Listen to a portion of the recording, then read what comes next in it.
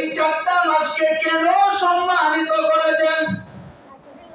আল্লাহ রাব্বুল আলামিন কুরআনুল কারীমে উল্লেখ করেছেন, ফালা তাযলিমু ফীহিন্না আনফুসাকুম, ফালা তাযলিমু ফীহিন্না আনফুসাকুম। তোমরা এই সম্মানিত মাসগুলো পাওয়ার পরে তোমাদের নিজেদের নফসের উপরে জুলুম করিও না। আল্লাহ রাব্বুল আলামিন বলেন, তোমাদের নিজেদের নফসের উপরে জুলুম করো না, নফসের উপরে অত্যাচার করো না, নিজেদের উপরে জুলুম করে নিজের নফসকে ক্ষতির মধ্যে ফেলাও না। এজন্য আল্লাহ রাব্বুল আলামিন ওই 4টা মাসকে সম্মানিত করেছেন।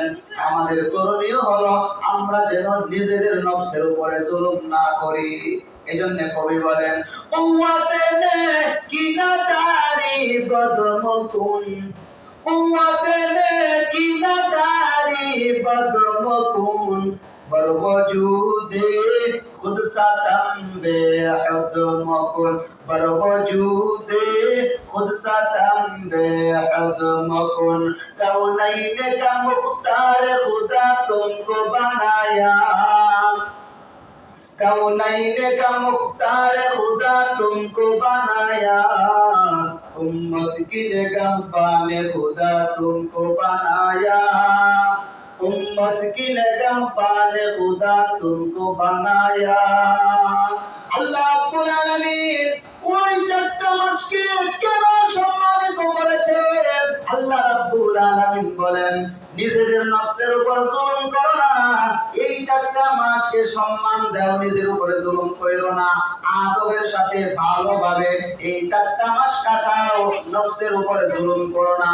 কবি বলেন, যদি কুওয়াতে নেকি না তারি বদমকুন, যদি তুমি ভালো কাজ করতে না পারো, মন্দ কাজের কাছেও যাও না।